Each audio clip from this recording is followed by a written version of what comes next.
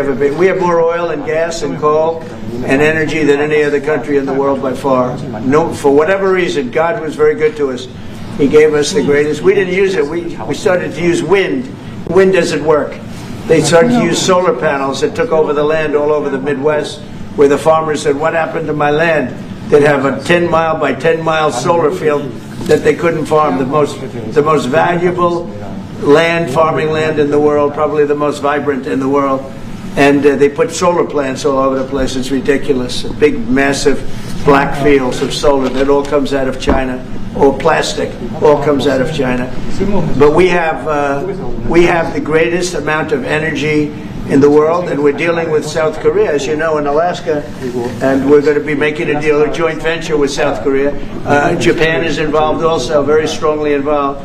So we have Japan and South Korea, and we're actually the closest. You know, it seems like quite far away, Alaska, but actually it's right up the little ocean, right up the little Pacific Ocean. It's actually pretty close, relatively speaking. But we have more oil and gas and coal than any other nation in the world by far, and we're going to use it. And that's the thing that South Korea, I think, most wants from us, I would think. President, would you go back to the DMZ to meet with the North Korean leader? Say it. Would you go back to the DMZ to meet with the North Korean leader? I loved it. Remember when I walked across the line and everyone went crazy? Especially Secret Service, I would say they were going. And I looked into those windows, you know, the windows, the glass, that you could only see if you looked direct, because there was all sorts of stuff. But I looked in and I saw more rifles pointing at me than you could. There were a lot of rifles in that building. The Secret Service was not happy. You know the buildings I'm talking about? The two blue buildings on each side. And I walked up the middle and I looked in the window and I saw more guns in that room than I've ever seen in my life. I looked at the other side and it was the same thing. And yet I felt safe. I felt safe because I have a great relationship with Kim Jong-un. I hope it stays that way. I think it will. I have a very good relationship. I understand him. I spent a lot of free time with him, talking about things that we probably aren't supposed to talk about. And, you know, I get along with him really well. I think he has a country of great potential, tremendous potential. Is it possible to meet him this year or maybe next year? Well, I'm meeting a lot of people. I mean, it's hard to say that, but I'd like to meet him this year. President Xi would like me to come to China. It's a very important relationship. As you know, we're taking a lot of money in from China because of the tariffs and the different things, and it's a very important relationship. We're going to get along good with China. I hear so many stories about we're not going to allow their students. We're going to allow their students to come in. We're going to allow. It's very important. 600,000 students. It's very important.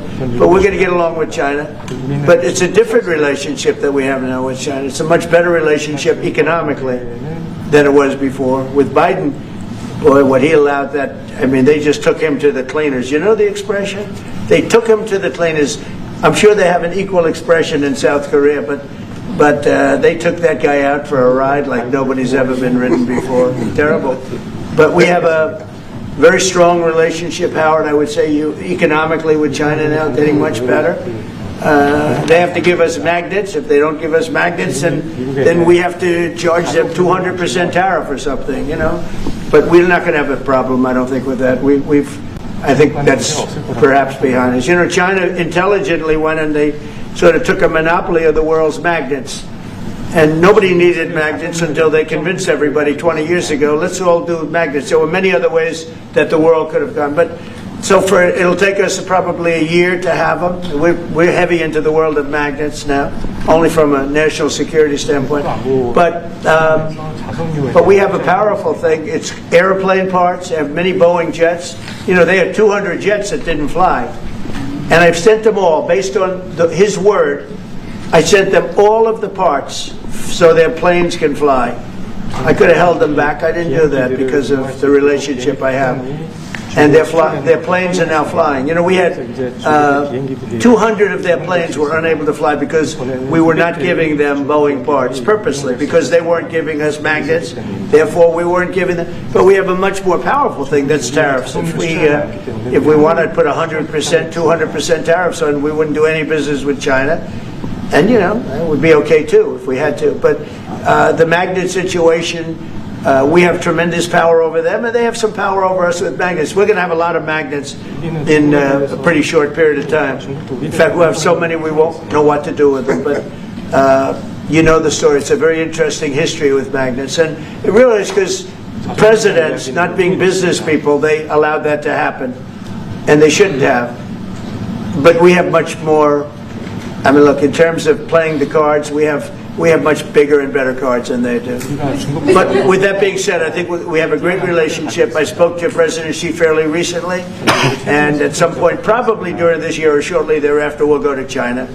And I think we're going to see a magnificent sight. It's a great country. Mr. President, on the National Both you Guard, and President Lee actually are planning to go to China. You mentioned either this year or next year. Could you please share more details about your plans going to China and also President Lee? I think Well, maybe we'll go together. Do you want to go together? We can share a plane. We'll save energy. We'll save a little, the ozone layer. Remember President Obama used to talk about the ozone layer, and then he'd fly to Hawaii to play around the golf in a 747. Mr. President, on Would the you National accept the invitation, Mr. Lee? 중국에서 만약 Well, it was sort of meant jokingly, but if you want, you can. 대통령하고 같이 가면 좋겠습니다. I would like to go together with President. Do I accept? He doesn't accept.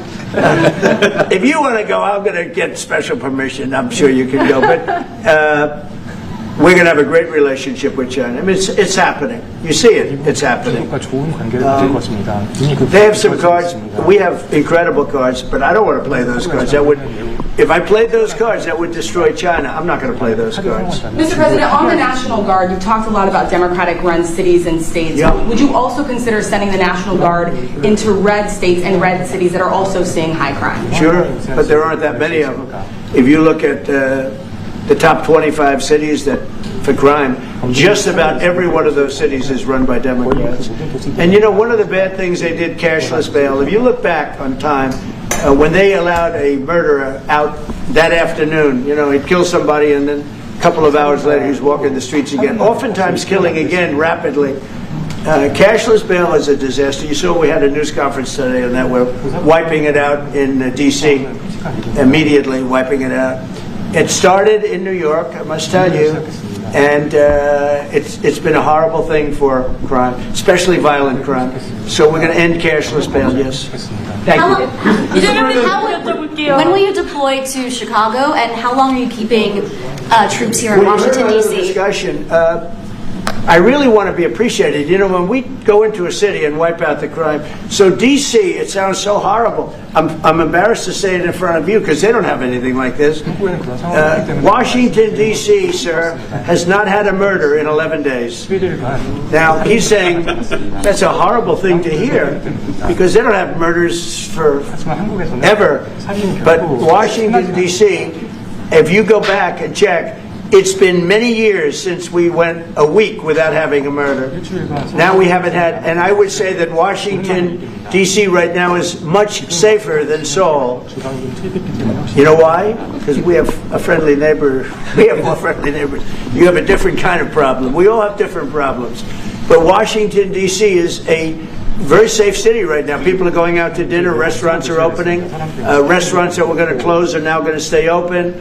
Friends of mine are going out to dinner all the time. They didn't go out to dinner for 4 years. It went rampant during the Biden years. Just rampant. That's why Susie is very close to the mayor and has a lot of respect for her, but I view it maybe a little differently because the mayor would say that it's gotten better. For 30 years it's gotten better. No, it's gotten worse. And the worst day of all was when we just got to office for the second time, and it's in very bad shape. So the mayor shouldn't be saying that violent crime has been getting better. It's been getting much worse.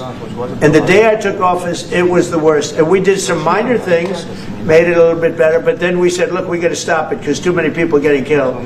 And we have not had a murder in 11 days. It sounds crazy. I hate to say this in front of this gentleman who I respect because they don't have murders for years. But we have not had a murder in 11 days. And that's going to go on for a long time. And there will be, I guess, it'll happen a little bit, but we have a very safe city. This is one of the safer cities right now in the country. And in a short period of time, it'll be like the border. Nobody came in through our border. For the last 90 days, 3 months, we had 0 illegal aliens from the Congo, from South America, from all over the world, from prisons coming in, pouring into our country. Nobody, not one person, and this is done by a liberal group, a liberal think tank. They do the work. Not one person has come into our country. Think of that. It's been amazing. And I didn't have to go back to Congress and ask. Biden could have done this by himself. I did. I said, close the borders. We had the great Tom Homan. We had Christie, as you know, Christie Noem, who did a fantastic job. She's doing a fantastic job. Pete Hegseth has been incredible with the, as I call it, the Department of War. You know, we call it the Department of Defense, but between us, I think we're going to change the name. You want to know the truth? I think we're going to have some information on that maybe soon. But I think because, Department of Defense, we won the World War I, World War II. It was called the Department of War. And to me, that's really what it is. Its defense is a part of that. But I have a feeling we're going to be changing. I'm talking to the people. Everybody likes that. We had an unbelievable history of victory when it was Department of War. Then we changed it to Department of Defense. So that's a little thing. Has nothing to do with your country, but it's something that I think you're going to be hearing about or seeing about over the next couple of weeks. Probably that change is going to be made over the next week or so. Are there two Koreas, North and South, or is there one Korea waiting to be unified? Well, I know it is 2 Koreas. I mean, there was one Korea. It was a very large country and a very powerful country. And it was a country that went to war with China. President Xi explained it. Went to war with China many times over the last 2,000 years. You had many, I think he told me 51 times. So I remember I went to President Xi. I said, we're having a problem with North Korea. Straighten it out, would you please? He said, well, we have been to war with them. And I think he said 51 times. But at that time, it was the whole of Korea. It wasn't, North and South. And after he explained it, I said, all right, not going to be that easy. I guess you're right. But, you had one Korea, and it was a very big, powerful nation. Now you have 2 big, powerful nations, but you have essentially a wall in between.